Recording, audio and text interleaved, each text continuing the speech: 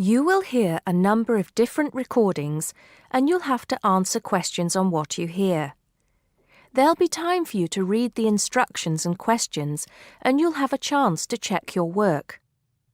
All the recordings will be played once only. The test is in 4 sections. At the end of the test, you'll be given 10 minutes to transfer your answers to an answer sheet. Now turn to Section 1. Section 1. You'll hear a man calling a catering company. First, you have some time to look at questions 1 to 5.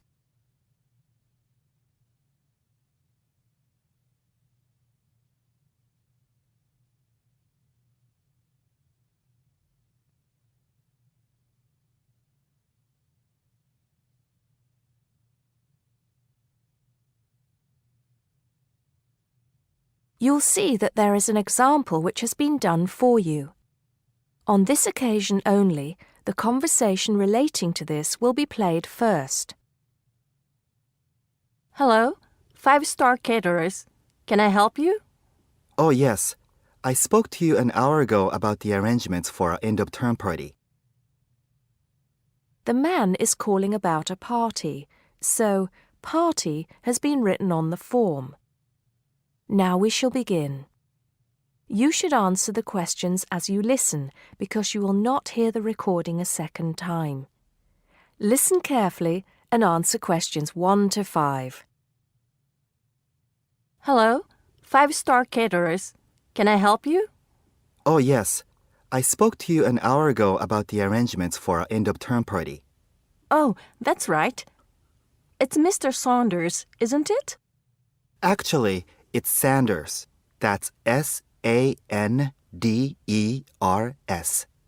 Oh, I'm sorry. I'll just get that down correctly on the form. Okay, Mr. Sanders, sorry about that. No problem. Well, I've got the details you asked for, so I thought I should call you back quickly and book. Good. Let's fill in the form, shall we? Great. First of all, can you give me a telephone number? Somewhere where you can be contacted during the day. Yes, it's 445-6786. 445-6786. Okay. And do you have a number where you can be contacted outside of office hours? Well, I'm at work till late in the evening, so use the same number, and if I'm not there, you can leave a message. Thanks. I'll make a note of that. And how many guests shall I put down? Okay, that's changed. So instead of the figure I gave you before of 85, it's now only 50. It's much lower, I'm afraid, because a lot of people can't make that date. That's not a problem. Can you remind me of the date we'd set? Yes, it's the 25th of June. Okay, that's fine. Before you hear the rest of the conversation, you have some time to look at questions 6 to 10.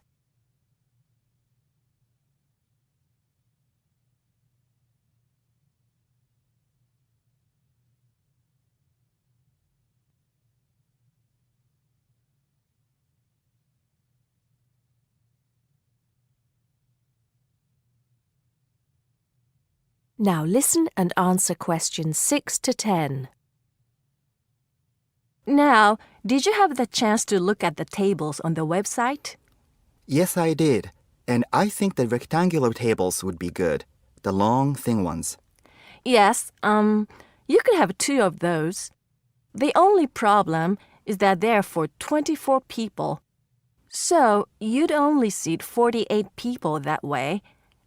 And if you have 50 guests... Oh, I see what you mean. 2 people would have nowhere to sit. What about the square ones? You'd have the same problem with numbers.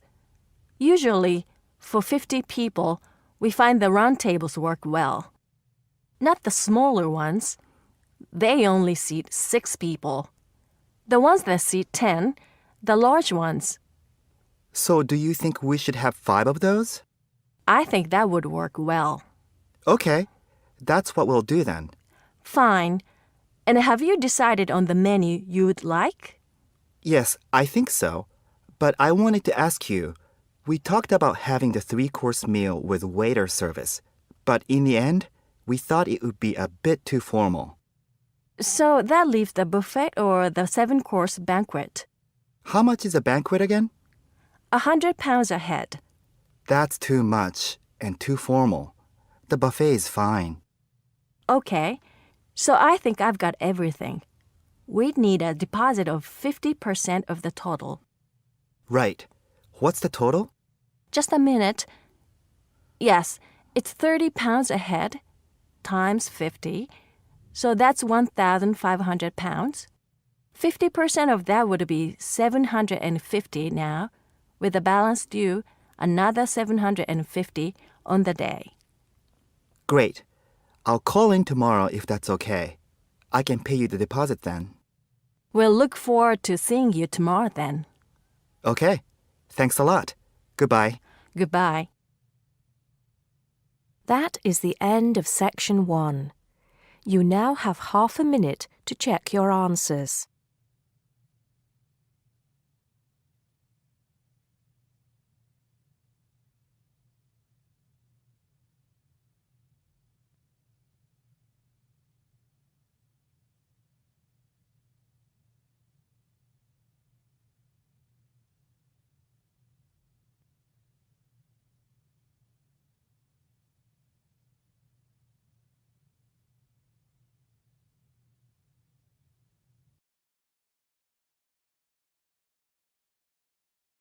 Now turn to section 2. Section 2. You'll hear a guide talking to a group of tourists about Buckingham Palace. First, you have some time to look at questions 11 to 17.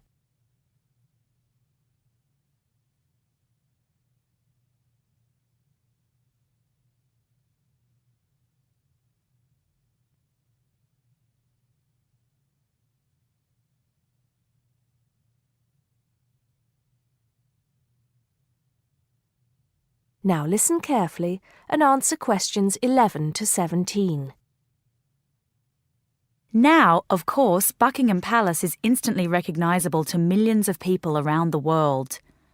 As we pass the palace, I'd like to tell you a few things about the history of this famous building. We think the first house was built here around 1624. In 1674, that house burned down and a new one was built, called Arlington House after its owner, the first Earl of Arlington. Then, in 1703, the first Duke of Buckingham changed the design of the house and the name. It was then known as Buckingham House. The building we see in front of us now has undergone many changes since it was first built. The east front, which is the part we see from the road, was added as part of the work done by Queen Victoria and was completed in 1850. But the palace has remained pretty much unchanged for nearly 100 years. The last major changes to the structure were made by King George V, who, in 1913, had the east front redesigned as a backdrop to the large memorial to Queen Victoria, which had just been placed outside the palace gates. Since then, only minor changes have been made. I should point out, though, that the palace was bombed 7 times during the Second World War, most seriously in 1940, when the palace's chapel was destroyed.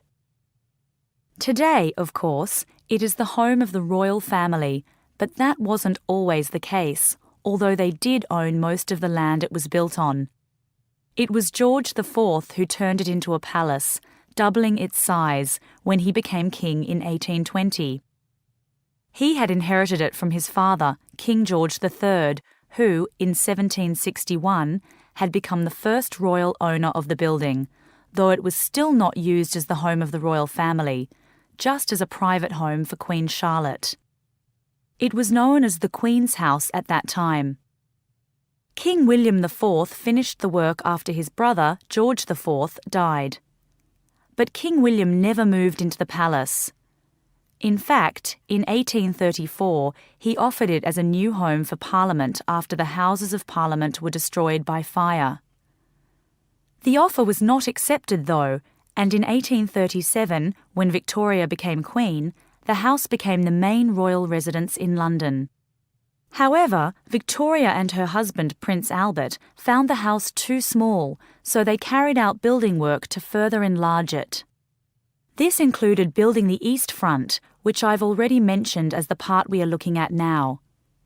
Victoria was also responsible for moving the Marble Arch, built as a part of the palace itself in the 1820s, to where it stands today, separate from the palace on the corner of Hyde Park.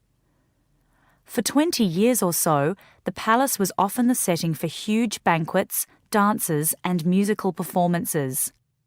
This period lasted until Prince Albert died in 1861, after which Victoria spent very little time there, and the palace was hardly ever used. Before you hear the rest of the talk, you have some time to look at questions 18 to 20.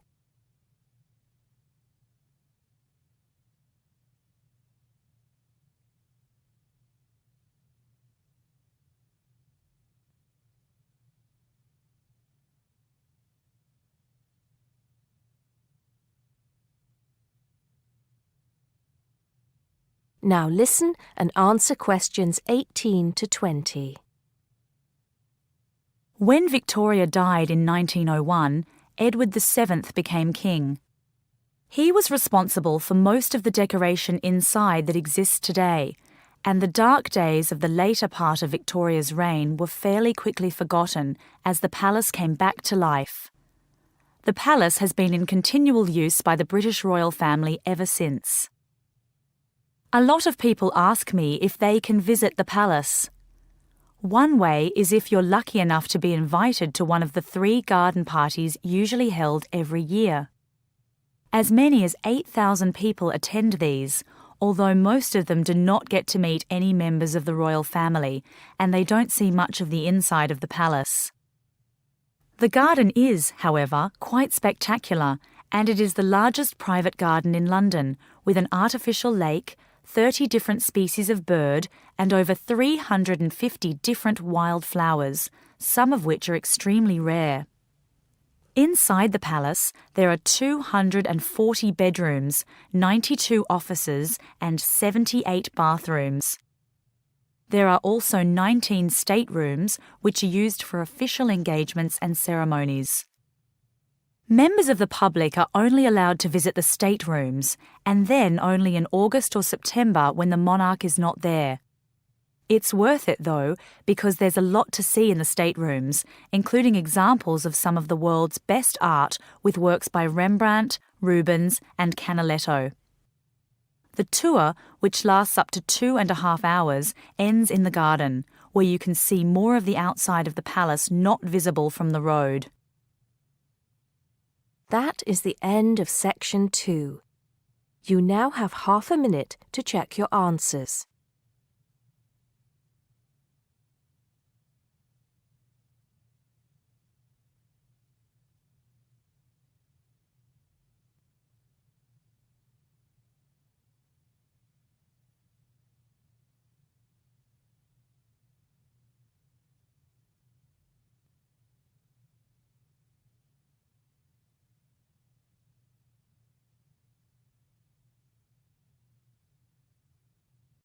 Now turn to Section 3. Section 3. You'll hear 2 university students discussing a social science lecture they attended. First, you have some time to look at questions 21 to 24.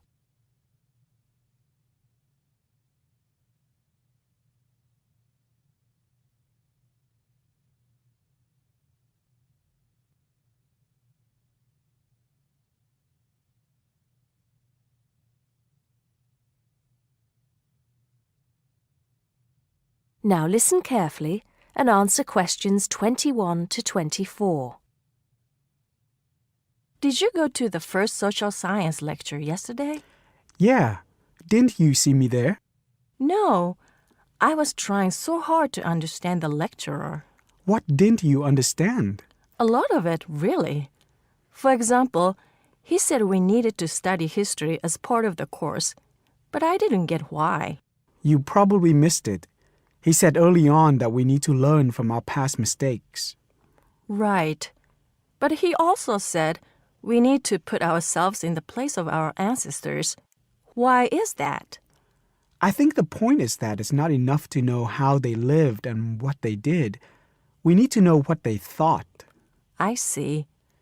And I've written transferable skills in my notes next, but I have no idea what that means.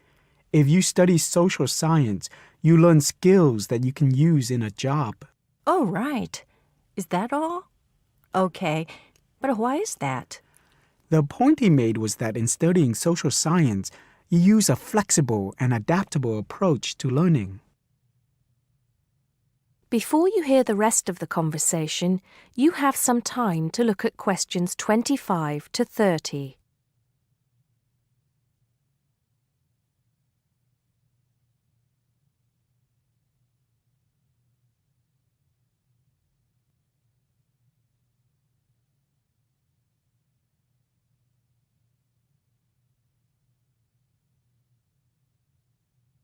Now listen and answer questions 25 to 30.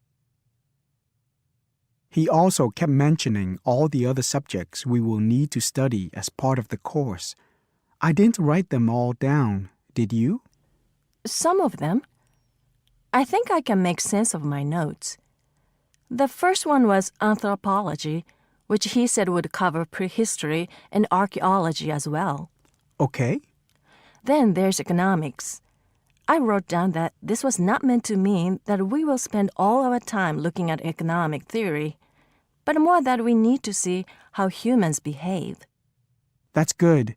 I don't think I could handle economic theory. He said something about education too, didn't he? Yeah. He said we'll be looking at how cultural information is handed down from one generation to the next through teaching children. He said we'd be focusing on geography too, but I can't really remember which aspects. Can you?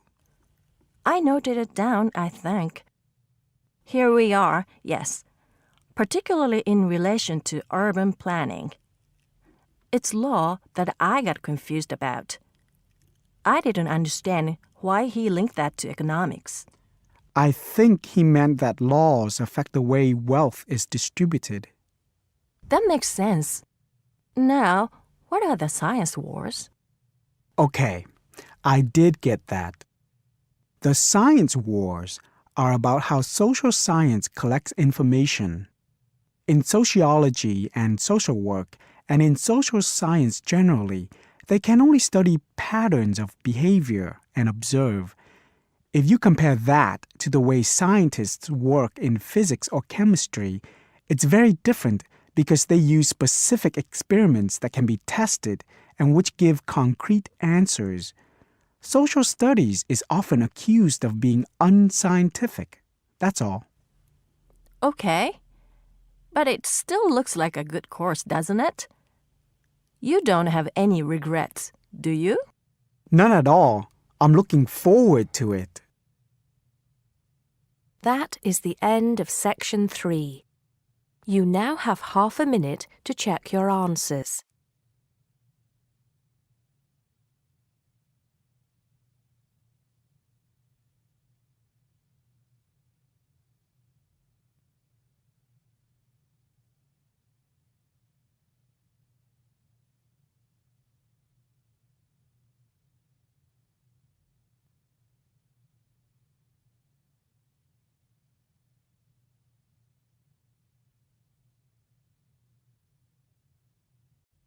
Now turn to section 4. Section 4. You'll hear a lecturer talking to students about America in the 1960s. First, you have some time to look at questions 31 to 37.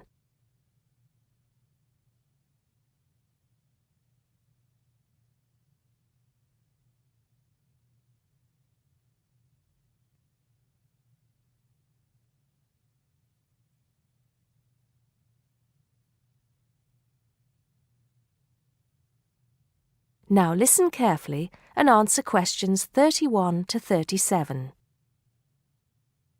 We begin our examination of America in the 1960s with the usual caution. There is no sense in trying to understand any decade without looking at what came before. Those of you who still have outstanding coursework on the 1950s would do well to complete it now, if for no other reason than it will help make sense of the next series of lectures.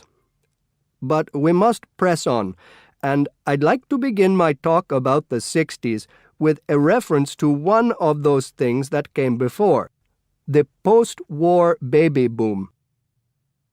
With the end of the Second World War in 1945, there began in the USA an era of perceived prosperity and security. In short, people started to feel that the world was a much better and safer place to bring up children. So, at the start of the 60s, all those children born in the baby boom, 70 million in the US alone, were teenagers. As the 60s progressed, and as this large number of people approached adulthood, there was a noticeable shift in the balance of power, and young people began to have a voice in ways that were not considered possible in the more conservative atmosphere of the preceding decade. Things were moving forward at a rapid pace. The literature of the time brought out all the taboos. Everything was covered, such as race in, for example, the book To Kill a Mockingbird. The role of women changed, and equality for women, well, let's just say that once certain books were published, women were no longer going to be satisfied with their roles as devoted wives and mothers. Through literature alone, the whole fabric of society was challenged, and by the end of the 60s, things would never again be as they had pretty much been for the preceding 40 years. It was a decade of protest, civil rights protests, feminism, the rights of minorities, the Vietnam War. All these causes led to peaceful and not-so-peaceful protests on college campuses and elsewhere. People had been given freedom of speech, and they were going to use it. The crime rate rose to 9 times what it was in the 50s, as respect for the old order faded away. But it was also a time of great development. In medicine, the 60s saw the first heart transplant. In technology and the space race, where we saw the first American in orbit and lasers being invented at the start of the decade, and the first man on the moon, and the first primitive internet at the end. Before you hear the rest of the talk, you have some time to look at questions 38 to 40.